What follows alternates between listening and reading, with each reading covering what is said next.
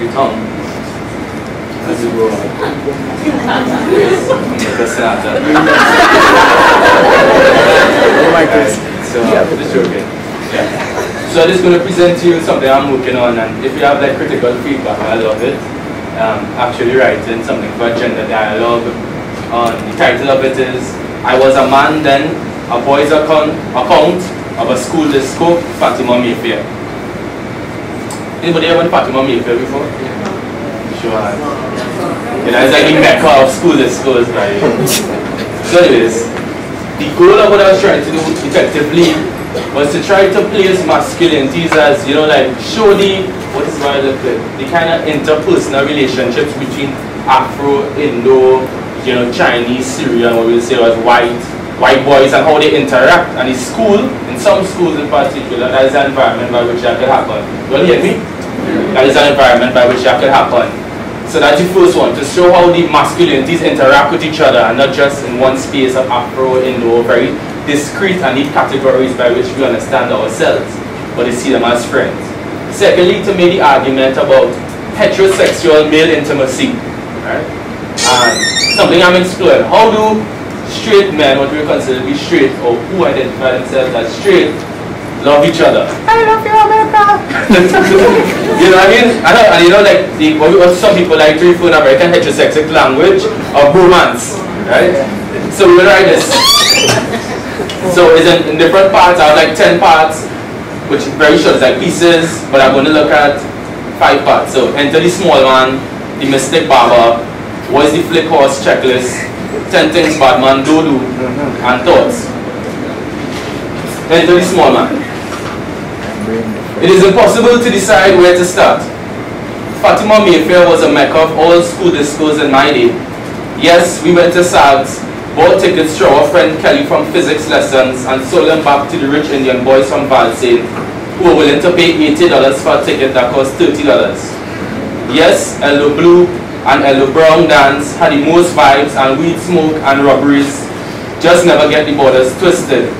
Yes, the 5 minutes of whining on Melissa in St. Joseph Convent, until the nun with the wimple, who my friend shouted the fat penguin coming, ended my 10-second icebreaker one to Sean Paul Get Busy. Yes, Hillview School discos were awesome, with Barrington levies broader than Broadway, till Lenny Kravitz fly away, with rockers head banging back and forth in the air. Me and all my friends from primary school, all of us who believed music had no owner, but had a special connection to music that was angry. Threw ourselves onto each other with weird motherfuckers called guts and wannabe gangsters that gave testament to our parents that raising a teenager was like trying to nail jello to a tree. We love music and we love girls. Most important of all, we loved each other, young boys but already men. We were small men. Everything a man was, just shorter, and in our minds, more fucking experience. 2. The mystic barber. Like in history, all great things are marked by the end of something.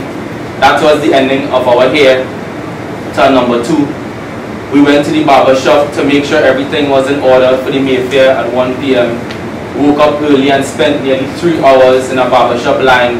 And I have a firm belief that the poorer the community, the more unemployed, the richer the barber, and the more fresh everyone's mark is.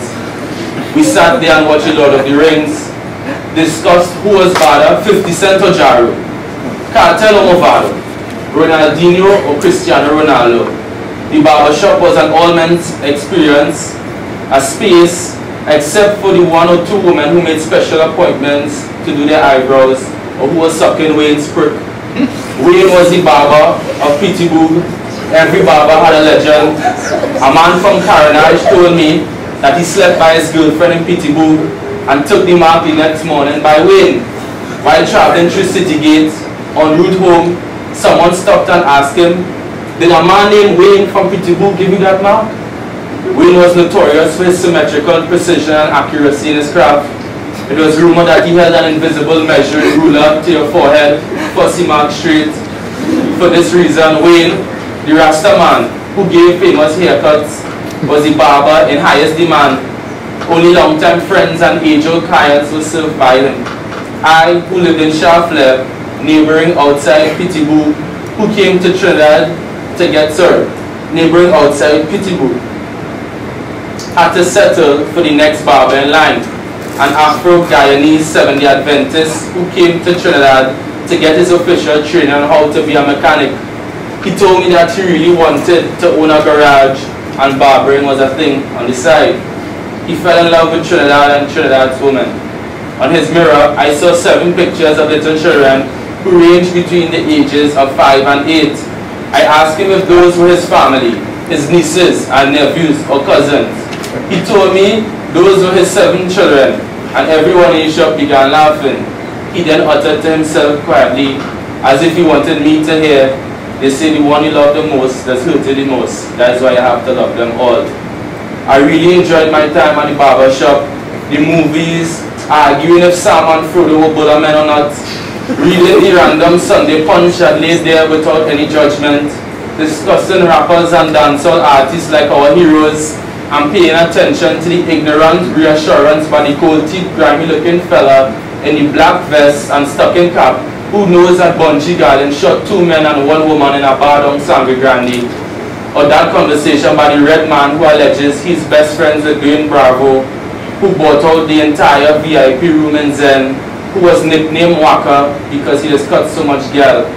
I love it there, quickly answering my text messages so that I could stay focused on the steamy conversations, and closing my eyes with satisfaction and a kind of pleasure, the stingy feeling of methylated spirits on my new haircut, paying $20, the school children price, to the Guyanese barber and to Wayne's establishment, thanking them for the care only a man could give. 3. What is the flick horse? Checklist.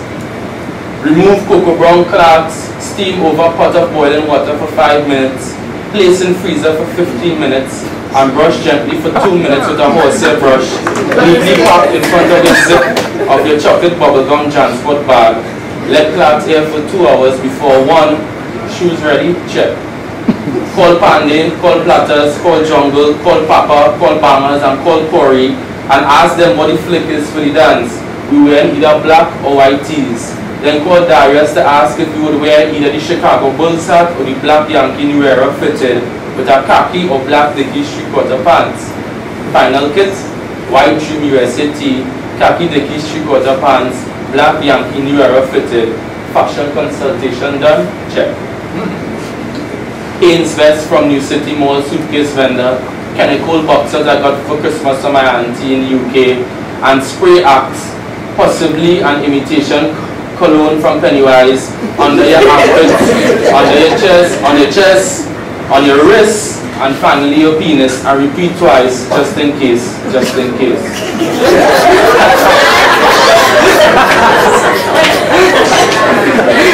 Right on the wear, right on the smell, in the event you got a dick suck, check. Korean slatters came over for security and fun reasons. We always enjoy traveling together as a group more. 40 push-ups, check. Way boy platters, you're looking real strong. Us, you have a real strong man finish. Compliment each other's kits, check. That 13's real fresh, Corey. Corey replied, yeah, I don't buy nothing down here. I just linked in to my auntie in foreign. Trinidad had too much of a boogie thing. We don't want no imitation made in no Vietnam and no Valencia. Banging in front of the mirror to soca music, practicing for later, and when my mother knocks on the door and asks that I turn down the music and what is all the commotion about, what do I reply? We are just exercising. Check. 4. 10 things bad man do. 1. Bad man do wine by himself.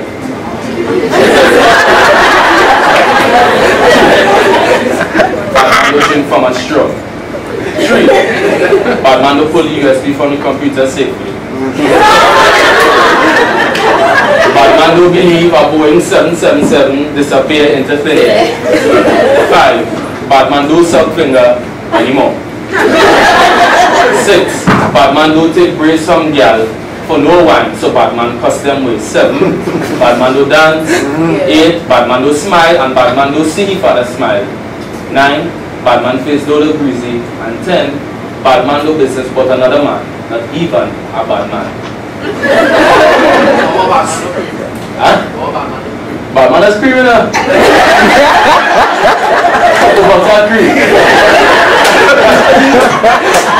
So the last part, which is just like my thoughts, mine is a draft, I'm working on it. And if you have like experience in a school, feel free to like email me, because I want to like include it to help, grow the story. My mother taught my generation does not dance. She always told people her sons didn't like parties because we didn't dance. Her premise was flawed, but I could never teach her the basic truism that men were never really fans of dancing. We went parties for sex, for inspiration, for our imagination, for the talks in barbershops, for the monks, the pop of the collar by the random man who affirmed their whining prowess. We did it all for sex, and the sex was all about power. Looking back, I felt powerful with my friends and powerless without them. It was a boy power in a man's world, and the future I only envisioned was one where my friends were happy with me. I loved them, and with them I thought about death and forever. 1/2 of a weekend was enough for me to see all that mattered in the human experience. Growing up, boys from the colonies, third-world storytellers and dwellers, not quite good citizens but no less society's rapists. We who walk in a straight direction of the narrow and crooked path, we were men, soldiers in another story of love and war, all of which we had to fight for. Thank you very much.